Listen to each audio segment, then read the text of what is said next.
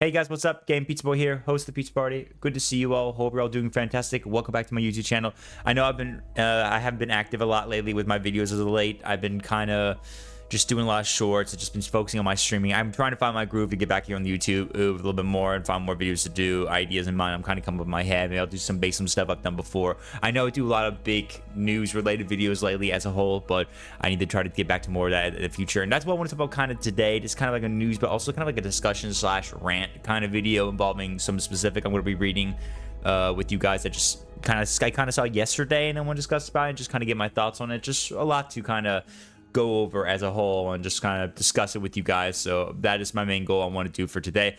And what we'll be going over is a little interview involving a Ubisoft executive from The Gamer and a couple other sources, but just specifically the game I'll be reading right here, as they discuss apparently a Ubisoft executive mentioning how gamers need to get comfortable with not owning your games. It's a kind of a topic I want to kind of discuss and get my thoughts on. So I like to kind of discuss with you guys. So we'll go ahead and talk about it and enjoy it. I will put the link in the description below of the article if you want to go read it yourself, of course.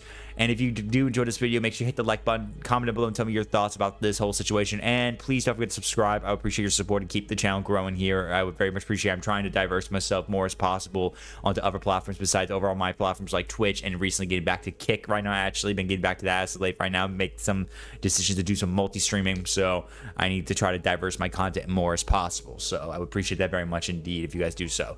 Anyway, with that being said, let's get right into it and let's talk about this little article. All right, here we are in the article. So basically, recently, a couple articles kind of popped up lately on some of the many different game stuff, IGN, The Gamer, GameSpot, all that stuff, involving a specific Ubisoft executive who is responsible for basically a lot of the Ubisoft Plus subscription, which, if you know, Ubisoft Plus is a subscription you can pay for to get access to tons of Ubisoft games for free to enjoy, and you can buy them on discounted price, similar to like Game Pass, stuff like that, you know, subscription stuff. We all know that pretty much. In the game right here, in this little article I'm about to read right now, it kind of goes through a lot of some stuff right here that I want to kind of go over. So this is basically what they say right here. Let me turn off my camera so you guys see the title. Right here says Ubisoft executive says gamers need to get comfortable with not owning your games. Ubisoft's director of subscription says that gamers need to start feeling comfortable with not owning games they're playing. So let's go over it real quick, read this little article, and then I'm gonna then get my thoughts on it each time we read these different paragraphs right here. So I'm gonna start with obviously this first side, and then we'll kind of get some thoughts, my thoughts, and I'll let you guys hear my thoughts on it. So first, here we go right here.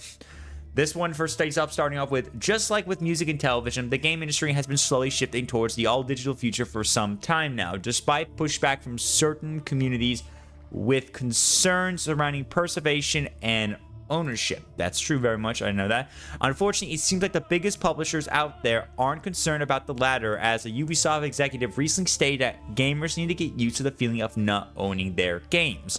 This statement was made by Ubisoft director of subscriptions, Philippe Tremblay, I pronounced that right, sorry, who recently spoke to GameIndustry.biz about the digital future in Ubisoft Plus specifically.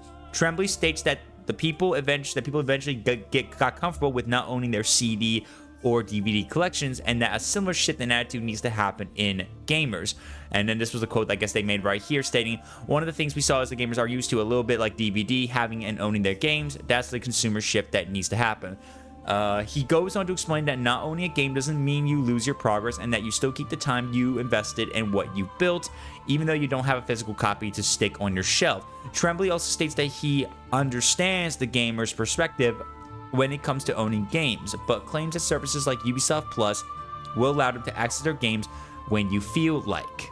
So just like this very big topic that's been going on lately right now about physical and digital related games as a whole. So basically, as we all know, back in the day, we used to buy these games through discs or cartridges back in the day a lot, and that was how we used to get them these days. But ever since now we have online now, digital, we can easily buy games just from the online stores, and we don't have to own a physical copy of it. Although that's been a big tough topic as of late, due to obviously the seriousness, the fact that with digital, companies could easily do something with it, like take it away from you very easily, but with physical, you basically just have a disc, which is why a lot of people vouch for the idea that it's better to stick with a lot of physical than it is with digital. And honestly, I can also agree with that too, even though I've been mostly a digital kind of gamer myself now. I mostly buy all my games digital these days. I still buy some physical stuff here and there, like a couple of my stuff I did for my Switch. I bought a couple of physical copies of some Switch games, for example, and some other games here and there. But yeah, I mean, that's pretty much what it is. But obviously, the situation why it's being brought up is because due to the seriousness, which we'll begin to in some of the article down below, is that some games have been taken off so easily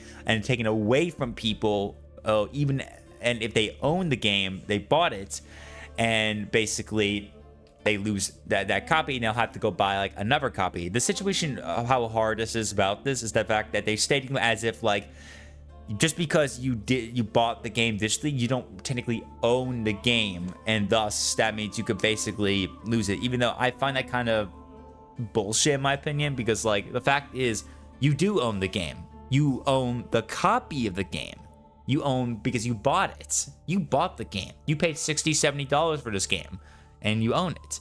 So you taking it away from them? That's just the only issue right there, complete as a whole. I've seen this countless for a few other games, including I think one particular mentioned specifically The Crew, which we'll be getting to in just a moment.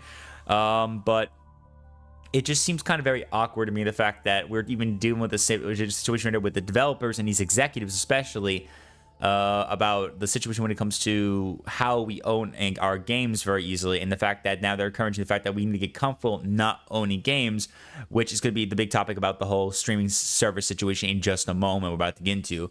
So you can see the kind of idea of what's going to happen. Moving on, they state Tremblay's view on physical games isn't that shocking considering that he is a director of subscriptions, but he does leave out some concerns shared by many when it comes to subscription services, and this is the key factor right here. I'm going to get ready to mention right here. This is the big goal of why I know what they're trying to do, and I'm going to talk about this in just a moment. But he does leave out some concerning. Tremblay's view on physical games isn't that shocking considering he's a director of subscriptions, but he does leave out some concerns shared by many when it comes to subscription services. Some key factors right here, so be ready for this one right here. For starters, games actually do come and go on these services right now, with the most recent example being, for example, GTA 5, which just left Xbox Game Pass recently. If you play games only via subscription services, you can very easily lose access to certain titles on a regular basis. Secondly, games that are pulled from online stores for one reason or another would mean that they cease to exist in all digital future.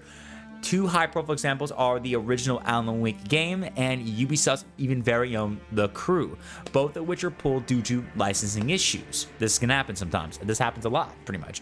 While the former eventually returned to digital storefronts thanks to the recent remaster, The Crew can no longer be bought and will prove out existence on March 31st of 2024. Despite these worries, it seems inevitable that the publishers will try and push more and more players towards subscription services for the foreseeable future. They see how much money that bring for streaming giants such as Netflix and Disney and want to slice up the action, with subscription revenue making up 89% of the video-based content market in the UK last year, for example. Whether the game industry will make a smoother transition remains to be seen. So this is the big topic right here, basically why this is such a very serious deal right now. The problem is with this, and what the Ubisoft executive for the subscriptions is trying to state like this is about saying that gamers need to finally get comfortable not owning games specifically a lot for digital these days, and now probably should move on to subscription services, since that's the better way you could do it, though, basically in their way to get up people, to entice people to go pay for the subscription services, pay a lot of money for each month or year if they decide to add something like that, and you have access to all their library games. But that's the problem right there. Video games, first of all, not owning them, that is to me still, again, bullshit. You literally own the game, the copy of the game. You don't own the entire game because you're not the developer or the executive who owns the game, of course, but you're the owner of the copy of the game that you paid for, which means you own the copy of it to be able to play it and replay it as much as you want, unless the game has problems that go into like a multiplayer game but the server's shutting down or something like that. But at least like a single player game or any single player or other related features that can let you still play, even do those stuff happening, that's the best part, because you own the game for that reason, the copy of it, so you can just go and play it. The problem is also there too is the fact that they make it sound like that you need to basically switch over to stuff, but that main goal about the main point of the fact that some games come and go in streaming services is not really a good decision to make for that kind of stuff. It's not better than something. For one, well, again, you wouldn't be paying the game for like $60, $70. Luckily, you'd be paying the game like a subscription service like $10, $15, $20 a month, and maybe more a year if you wanted to, because you could do that. Even like for me, I pay like a lot of money a year or a few years for Disney Plus, because me and my parents like to watch Disney. But with this, it's like, it's for video games. But the problem is, though, just like anything in general, some things come and go, especially for video games. Many games leave the services and don't come back for quite a while. So that's the reason why this might not be a good decision, because if we go down the path of just staying just on a regular basis of subscription services, we'll be on a regular basis of not playing the games we want. And that's not a good thing for the consumer. Consumers buy these games to enjoy them and to keep on enjoying them for a very long time. It's important for us to be able to still enjoy these games we want. Like, say for example, I play Dead Space, for example, or Far Cry, or Assassin's Creed. Those games, for example, for Ubisoft, for example, Ubisoft specifically, Assassin's Creed, Far Cry, Rainbow Six Siege, The Division, you name it. And I decided to pay for the subscription and for the games for that, but then all of a sudden they push out, they put it away. That's not fun for me, because then I can't play anymore. That's not fun. Like, you can't expect me to just pay for subscription to play games I want and then just take it away from me like that. Then it just makes it pointless and boring to keep the subscription, because I lost a game I was just interested in to get for that reason. I don't use Game Pass as I used to a lot, but I use it every now and then when I feel like it, because then I can just get access to some of the games that are available in there. But then when something's gone, or I'm not playing much because I'm just not interested in many of the games, I end it, because I don't want to do it. But guess what? I lose those free games and can't get those games on discount because I got rid of the subscription, because I want to save money for it, but I don't want to pay for it because there's not many games I'm interested in. That's the reason why it's a bad idea to focus on the idea that subscription services like Ubisoft Plus, like Game Pass, like EA Pass, I think you play or whatever, Nintendo Switch Online stuff like that, is a very bad idea to focus on. Hell, even Nintendo has their own now version with Nintendo Switch Online, and they do let you have access to some of their library games like the NES, SNES, Game Boy games, and even if you pay for the expansion pack, Sega Genesis games, Nintendo 64 games, and even Game Boy Advance games. But the problem is that not every game is on there. Just like everyone's been trouble with Nintendo as of late, with many times they don't bring back many of the games previously to other consoles to be played again. They just seem like they don't want to do it. It's the same thing here on the Switch. It's that same problem again as well, which makes sometimes even the subscription a little bit pointless, because if there's not a game you're interested in that list, why even bother paying for it besides just being able to go online, play Mario Kart Deluxe with your friends and something like that. That's the issue as a whole right there. Why that's such a problem. We just don't want to like pay a lot of money each month just to get access to games for free and buy them discount even further, when a game like that, like a game like those games I just mentioned, Assassin's Creed, can be free anyway. We can just keep playing as much as we want, but then all of a sudden they're gone. This is the reason why we buy games no matter what, physically or digitally, no matter what, because then we can technically own the games we have, because that is true, honestly. No matter what people say or something, honestly, you own the game, a copy of the game. You own a copy of it. While physical is much better because for safety reasons, because of those reasons for digital, still though, you own the copy of the game, no matter if it's physical or digital. That's just how it works. You own it. You own a copy of it. You shouldn't be able to lose it just like that. It just doesn't seem right. The only way that you would probably lose it is if the game decided to get completely taken off and they wanted to give back refunds, stuff like that, which is also no problem. What I'm seeing more about with the games going off as well is that if you're going to take away a game very easily, you should at least give back refunds or let people just keep the game if they want to, if they could still be played in some way. For example, many big single player games out there, like for example, the Deadpool game. You remember Deadpool? Made by developed by High Moon Studios. There was some, I think, license issues with them and Marvel and some other stuff as well. I can't remember, but that game is gone now on Steam as well. I can't get it on Steam, but I have it on Xbox on disc and stuff like that. But if I bought it digital, I would still be able to hold on to it at least, because I know it's not taken away by people. I don't think they took away the copies of the game for anyone on Steam, by my knowledge. I don't know. So the game is still available for people to probably still play if you still own the game. but it's impossible to buy the game now. It's been delisted off the Steam store. You cannot find it anywhere. Like, you could go search around right now, you won't find the game. You won't find it, but people probably still own the game and still have it because they bought it and they still keep it. People who still at least kept the game at least because it's still playable, because it's a single player game that can be replayed over and over again for people who just want to enjoy nostalgia of Deadpool going nuts. That's the purpose I'm trying to say right there. The fact is that if a game can still be replayed constantly and has no way of stopping for those who just want to still go enjoy it, then why take it away from people? This is also a situation with Ubisoft, because I think I remember like last year or so, Ubisoft decided to, I think, take away some certain Ubisoft titles, especially the Assassin's Creed games that were like old, and not put them on like at the time, don't keep them around on Steam anymore for reasons here and there, or because they want people to be encouraged to go and buy like the other big collection of it, like the Ezio collection or the remasters of Assassin's Creed 3 and Liberation, which you can also get a bundle of it if you paid for, was it Odyssey? Was it again? I'm pretty sure. I think it was like the season pass for Odyssey. I can't remember, but that shit was like so annoying right there, because the fact that people who had already owned copies of the game, own copies of it already, now lose it. They just took it from them. So they lost the money they paid for it with the DLC so that they have to go buy it again. Like, that's just not right. That just seems wrong, because like the fact that you're telling me you're gonna like take away that, because what? Because you made a remaster or remake game, which remasters are basically the same game but with better graphics and some small improvements. And then remake is like an entirely different version of the game, entirely different game, but yet has the same title basically. It's like the same thing when we say about like Resident Evil 2 and Resident Evil 3. It's so different compared to its originals because they're remakes. They're entirely different games.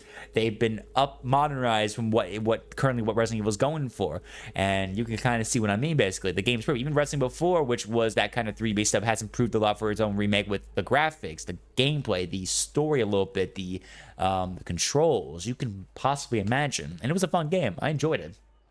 It was a fun game. I really had a great time playing it. So you can see what I mean by that. But people at least still can keep their titles at least. I mean, even with the remake of Resident Evil 4, I think the OG Resident Evil 4 is still, for example, still there. You could still get the OG Resident Evil 4. It's not gone, I'm thinking, by my knowledge. So why take it away from people? Why get rid of it? That's the reason why I'm basically saying it like this. Like, how can you just do this to a lot of fans like this? I'll tell you why. Money. It's literally money. Subscription and services, streaming services like Disney Plus and Netflix are all making tons of that cash just from people who pay for it, just because they're watching a lot of their favorite movies and shows. And the game industry wants to get a little taste of that too. So Ubisoft is trying to join in that too. And that's why that statement from Tremblay is basically where it's at right now. But that's the very big problem right there. What makes a lot of us very nervous about the idea of what we feel about these games these days, because we expect that we can just play these games all we want. Like, if I had to own a game, which I've kept for many times, like for example I mentioned Dead Space or Alien Isolation or Outlast, those horror games I like. If those games were taken from me just because of licensing issues, and then they just take it off the store completely like that out of the blue, then I can't play them anymore. Like they just take it away from me. That's just not fun. Like, it's one thing they take away from the store. That's one thing. I mean, look, license issues, them taking off the store, that's fair. I find that happens in business a lot of times. But just taking the game away from a gamer who owns it, it's just kind of stupid to me. I don't like that. It just seems kind of pathetic. Not to mention the fact that, again, like a single player game, like I mentioned, those are some single player games I'm specifically talking about, because those games can be replayed as much as they want. Say, for example, Alien Isolation. That's another horror game I like. I'm a huge Alien fan, and yet if they just take that game away from me that I already paid for, then that's just not fair for me. That's just not fair. How can I enjoy a franchise like this again if they just take it away from me and I paid money for it? Oh, now I have to wait until they bring it back some way and repay it again for like a remaster, remake, or literally go get it off a subscription? Like, no, because it's gonna be taken away from me again. And this time, it's not owned by me. It's pretty much rented by me. Pretty much when you subscribe to stuff, like with streaming services, it's like you're renting movies. It's like you're renting games. It's just more easy because you can watch it all in one single spot right there. But again, some stuff will just blow away. It will just go away eventually. That's the problem with the idea of subscription services, because we end up losing it all. And if we lose it all, it's just gone and we can't play it again. And the same thing applies with, like, they mentioned, like, the crew, because due to licensing issues, but eventually they brought a remaster version of the game, but now the original crew will just be gone pretty much by March 31st of this year. So it's a lot of crazy stuff right there completely as a whole. So that's the reason why the idea of a subscription service is just nothing that should not be the one that should be focused on. We shouldn't lose our games, especially like single player games, especially due to licensing issues that happen, and then they just take away the games. They should just delist it off a store very much. But of course, we all know what they're trying to do, with what this Ubisoft executive is trying to say. He's stating this, basically telling us to not get comfortable with owning our games, because he's saying that because in business, they consider that we don't own games digitally, obviously, and they have full control of it. And they're basically saying as a way to say that, why, well, how about this? Since that digital games can be taken so easily about this, you won't lose it on a subscription service, so why don't you come pay for Ubisoft Plus? I'm not going to pay Ubisoft Plus, Ubisoft. Your games have been very so far to me, and that's just in my opinion, but still, though, I'm not going to be encouraged to pay your subscription just to have a game for free, which I could already own that one of those games already as it is, because I paid for it already, but I don't want to be taken away from me just because you're going to do subscription services. And then again, that's the one thing right there. Money. It's obviously money right there. That's completely what it is. Look, I'm going to say this, like, no matter the situation, what it is, I don't think it's going to escalate further like this, to the extent that we're going to be seeing these developers try so hard to push forward with trying to make it where, oh, you need to pay for the subscription service to play your games, because, hey, then you at least won't lose your games so easily. That's the problem right there. Right, that's just the problem right there completely.